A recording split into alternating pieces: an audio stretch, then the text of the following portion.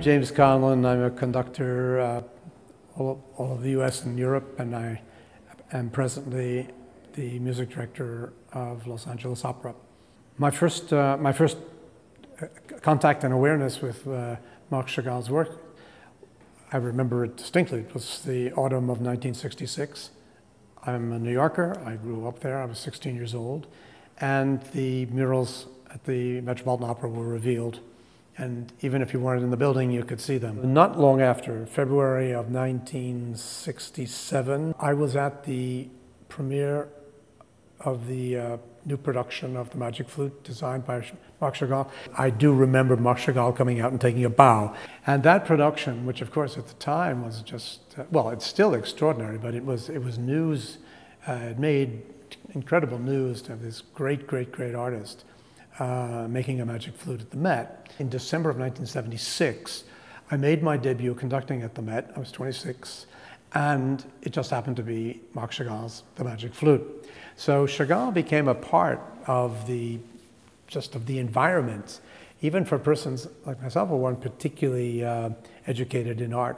Because I knew the production so well, I had seen it for over 10 years from the time I was a teenager. It felt very natural to me. I went on to conduct it over the years many times in Covent Garden in London, at the Los Angeles Opera. I think I've now done it three times. I've even made a movie with Ken Branagh of the Magic Flute. So, I mean, the Magic Flute is a myth. It's a fairy tale, and so tolerates many different approaches.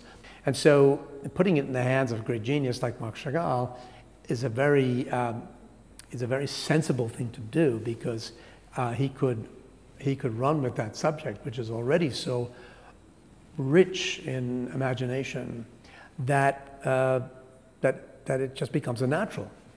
So my job, my mandate, so to speak, as a performing musician, is to try to realize a work as I imagine or I think the composer would have liked it to be. And so my ultimate frame of reference keeps going back over and over and over again to what the music is, how it's written down, how it plays in reality, and how it sounds in reality.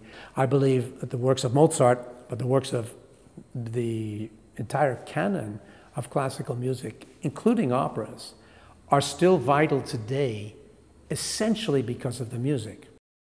The director as protagonist, the scenic designer as protagonist, has gained in actually power in modern operatic life.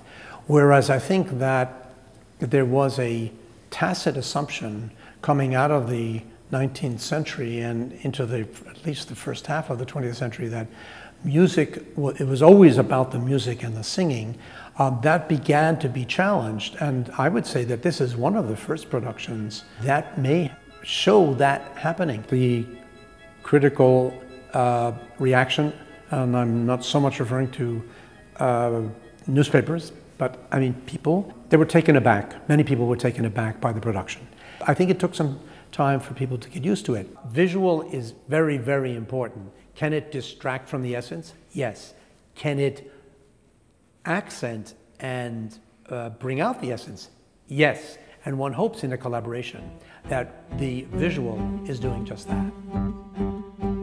I'd like to say a word about the importance of the émigré in all walks of life. Marc Chagall came as a world-famous artist, but on all levels, the chemistry between the person who has had to leave his or her homeland, come to another one, is a very great force, and it has produced some of the greatest works of art and music and literature in our Western civilization. Marc Chagall was twice an émigré, leaving Belarus or via Moscow, coming to Paris, coming to America, going back eventually to France. He had a life of migration, and he had a life of interacting, and he shows in a particularly interesting way that, yes, new places do affect the art. Chagall's status as émigré artist, I think, is something that also needs to be particularly admired and honored, not just in the case of Chagall, but to the many, many, many artists, writers, musicians who shared that experience. The catastrophes of the 20th century, the two world wars in Europe, were also the source of some of the greatest contributions to the United States, because we received so many of those émigrés. And the contribution of the émigré to our very open society is one of the strengths, one of the things that has made our country great. The catastrophe of the Second World War and the horrors of the genocide, Hitler's program to annihilate the Jewish race and to stifle the Jewish voice of artists, writers, musicians, is one of the great crimes and will stand so in history.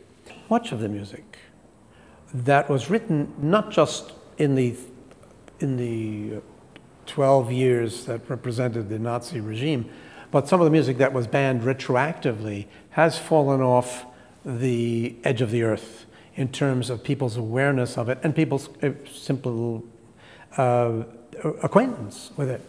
Much of that music was banned. Some of those composers were murdered in concentration camps. Many of them emigrated and either didn't compose or didn't have their compositions performed any longer. And to the degree that they succeeded in doing it with music is still a victory, and it's a victory that I cannot accept should be allowed to stand.